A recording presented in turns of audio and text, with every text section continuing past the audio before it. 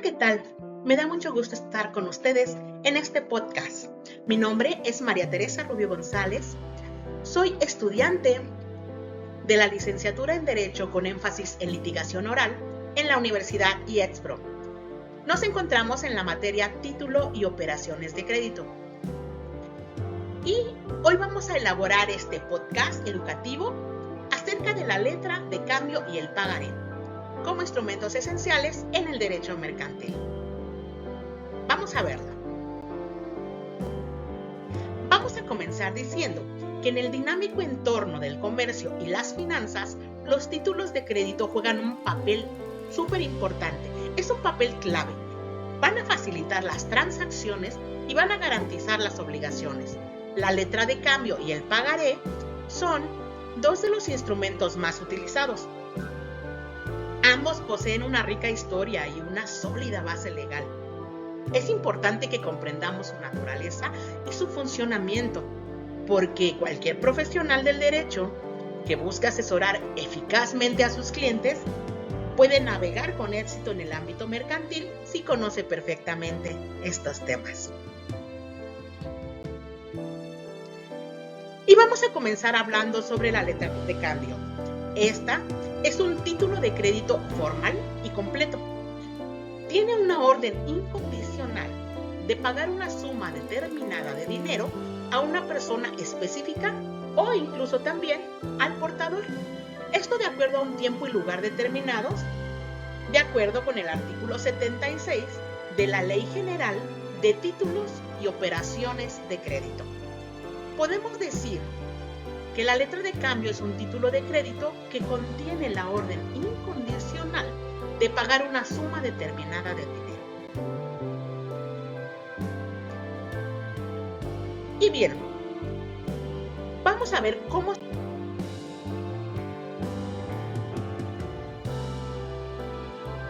se originó y cómo fue desarrollándose.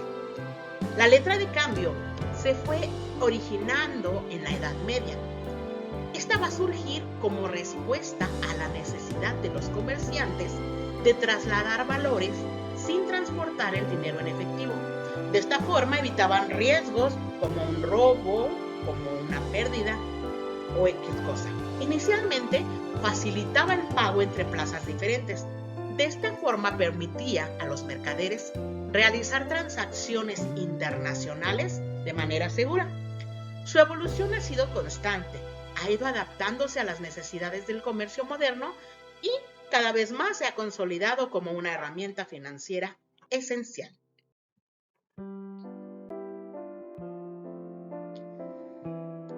Vamos a ver cuál es el montaje de su funcionamiento.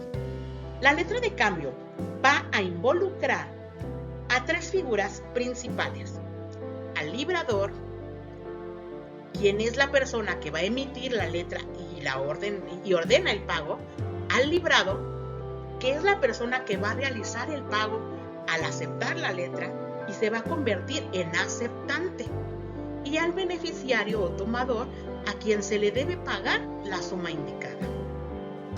El librador va a crear la letra ordenando al librado que pague cierta cantidad al beneficiario, y el librado acepta en ese momento la letra comprometiéndose al pago. El beneficiario puede cobrar la letra al vencimiento o incluso endosarla a un tercero.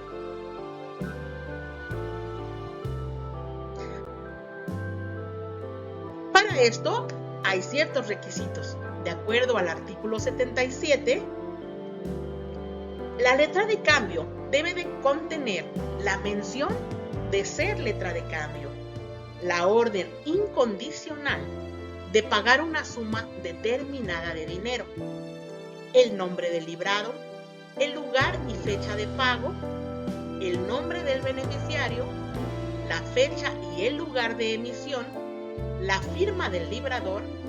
Y es importante saber que si llegamos a omitir alguno de estos requisitos, esto puede afectar gravemente la validez del título.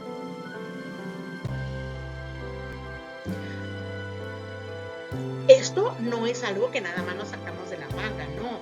La letra de cambio posee presunciones legales que van a facilitar su ejecución. Con respecto a la autonomía de las firmas, se presume que las firmas son auténticas. Esto de acuerdo al artículo 15. La capacidad de los signatarios, se presume que quienes firman también tienen una capacidad jurídica. Y es muy importante el protesto. Este es necesario para ejercer acciones cambiarias en caso de falta de aceptación o pago, de acuerdo al artículo 150.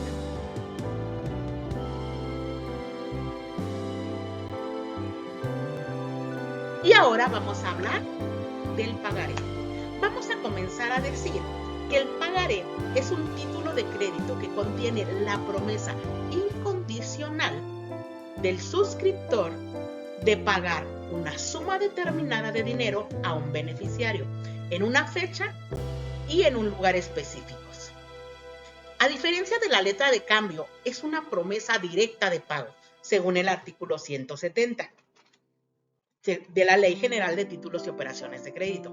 El pagaré debe contener la mención de ser un pagaré, la promesa incondicional de pagar una suma determinada de dinero, el nombre de la persona a quien ha de hacerse el pago, la época y el lugar del pago, la fecha y el lugar en el que se suscribe y la firma del suscriptor.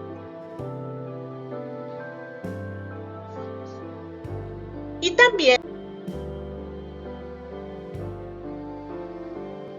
tiene su origen.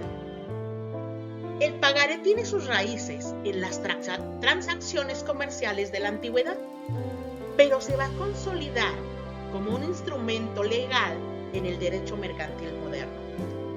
En realidad surge como una necesidad de simplificar los compromisos existentes de pago. De esta manera se ofrece un documento sencillo y directo que formaliza una deuda. Su uso se ha extendido en transacciones comerciales y financieras hoy en día.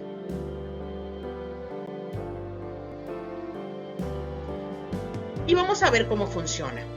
El pagaré va a involucrar principalmente a dos partes, un suscriptor y un beneficiario. El suscriptor es quien emite y firma el pagaré comprometiéndose al pago. Y el beneficiario es a quien se le debe pagar la suma que se estableció. Así, el suscriptor promete pagar al beneficiario sin condiciones. El pagaré también puede ser transmitido a terceros mediante un endoso. De esta manera se va a facilitar su circulación en el comercio.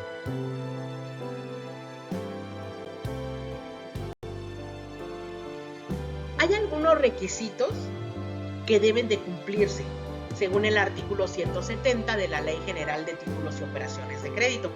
El pagaré debe de incluir, muy importante, como habíamos dicho, la mención de ser pagaré, la promesa incondicional de pagar una suma determinada de dinero, el nombre del beneficiario, la época y lugar de pago, la época, la fecha y lugar de suscripción, la firma del suscriptor.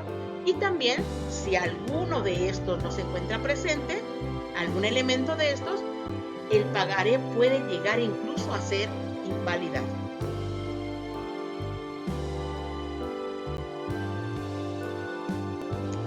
También posee sus presunciones legales, al igual que la letra de cambio. Estas son la autenticidad de la firma, que también se presume que las firmas son auténticas y puestas por quienes aparecen en el documento. Esto de acuerdo al artículo 15 de la Ley General de Títulos y Operaciones de Crédito. Una capacidad jurídica, es decir, una presunción de capacidad de los signatarios.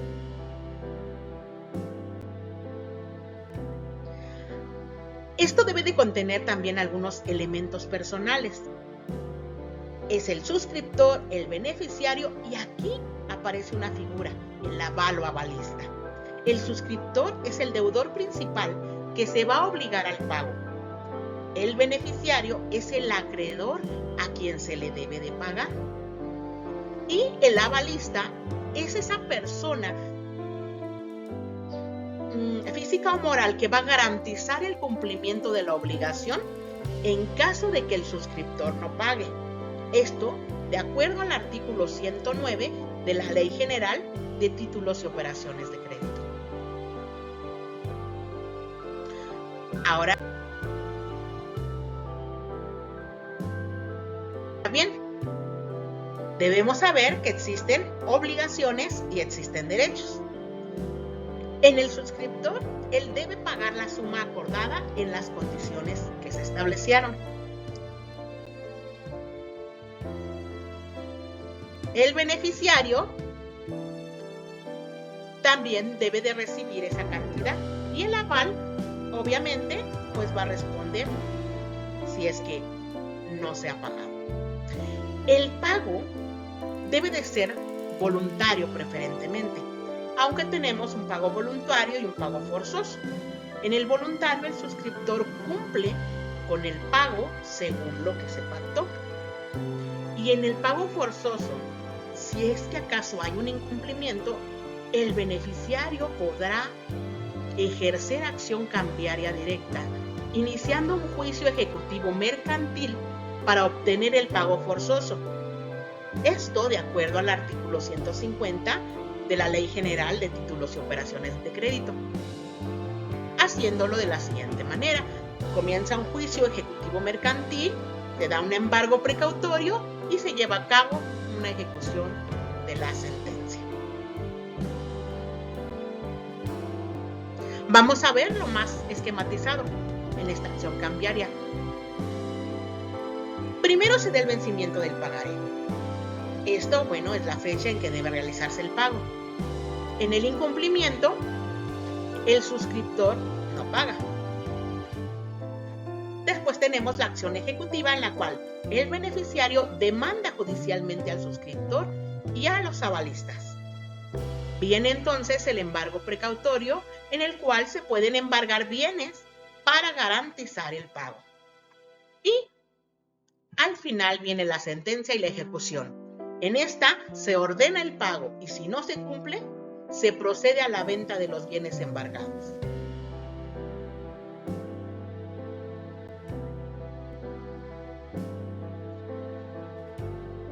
Actualmente, el pagaré sigue siendo ampliamente utilizado en préstamos, en operaciones comerciales y como garantía en diversas transacciones.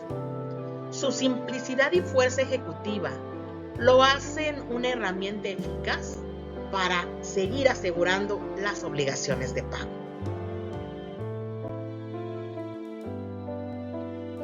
Vamos a ver ahora un comparativo entre la letra de cambio y el pagaré. Vamos a ver un breve resumen de las similitudes. En cuanto a la naturaleza como títulos de crédito, ambos son instrumentos que representan una obligación de pago y tienen fuerza ejecutiva. En cuanto a la transmisión por endoso, ambos pueden ser transmitidos a terceros mediante un endoso, facilitando su circulación en el ámbito mercantil. En las presunciones legales, comparten presunciones como la autenticidad de firmas y la capacidad legal de los signatarios según lo dispuesto en la Ley General de Títulos y Operaciones de Crédito.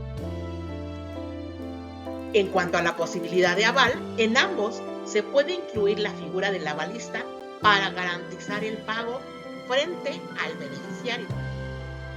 En las acciones cambiarias, permiten al tenedor legítimo ejercer acciones legales en caso de incumplimiento.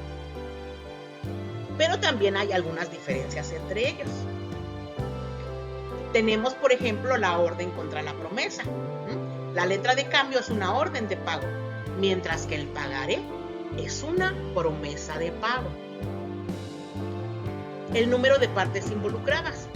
En la letra de cambio involucra a 3 partes principales y en el pagaré únicamente a 2. En la necesidad de aceptación, la letra de cambio requiere aceptación del librado para que éste quede obligado.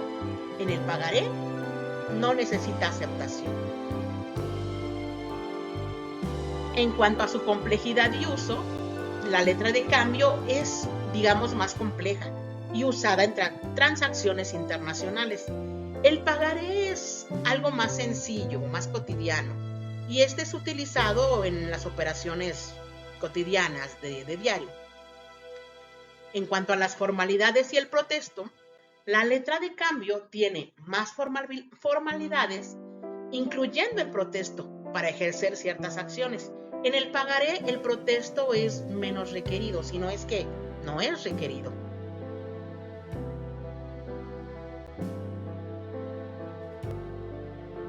Y vamos a ver cómo se va a relacionar esto con el quehacer profesional de un abogado. Es importante que tengamos presente que como abogados, el dominio de la letra de cambio y del pagaré son esenciales. Vamos a hablar de dar una asesoría legal. En cuanto a guiar a clientes en la correcta emisión y uso de estos títulos, vamos a garantizar que realmente posean la validez y la eficacia requeridas. En un litigio, por ejemplo, vamos a poder representar a clientes en la defensa o en el cobro de obligaciones derivadas de cualquiera de estos instrumentos. Si hablamos de la prevención de riesgos, podemos identificar posibles fraudes o incluso irregularidades en la emisión o en la circulación de los títulos de crédito. En la actualización profesional, es súper importante mantenerse al día con las reformas legales y con la jurisprudencia relevante. En cuanto a la negociación, nos va a permitir facilitar acuerdos entre las partes involucradas en alguna disputa sobre los títulos de crédito. Como podemos ver y podemos concluir en este podcast, la letra de cambio y el pagaré son pilares fundamentales en el mundo de los negocios y obviamente el derecho mercantil. Es importante que lo comprendamos profundamente. Esto nos va a permitir a los abogados facilitar las transacciones, garantizar el cumplimiento de obligaciones y proteger los intereses de nuestros clientes. Aunque son instrumentos ambos ya con muchos siglos de historia, su relevancia permanece intacta y ha ido adaptándose a las necesidades actuales del comercio y la economía. Antes de terminar con este podcast, quisiera invitarlos a una reflexión final. Al estar realizando esto, al estar estudiando, al estar empapándome un poco del tema, me puse a pensar, y lo comparto con ustedes, que estamos en un mundo que se encuentra en constante evolución. Es realmente fascinante observar cómo elementos tan tradicionales como la letra de cambio y el pagaré siguen siendo relevantes hoy en día. La incorporación de tecnologías digitales como las firmas electrónicas, los títulos de crédito electrónicos, todo esto va planteando nuevos horizontes y también nuevos retos legales. Creo que es importante para el abogado moderno porque esto representa una oportunidad única de innovar y, ¿por qué no?, de liderar en áreas donde la tradición y la innovación llegan a converger. Los invito incluso a preguntarse, y con esto termino este podcast, ¿cómo afecta la transformación digital a estos instrumentos? ¿Y qué nuevas soluciones legales podríamos proponer para estas afectaciones que nos trae toda esta implementación tecnológica? Por mi parte es todo en esta ocasión. Me despido de ustedes y que tengan una excelente semana. Hasta pronto. Dejo a ustedes las referencias bibliográficas y nos vemos pronto.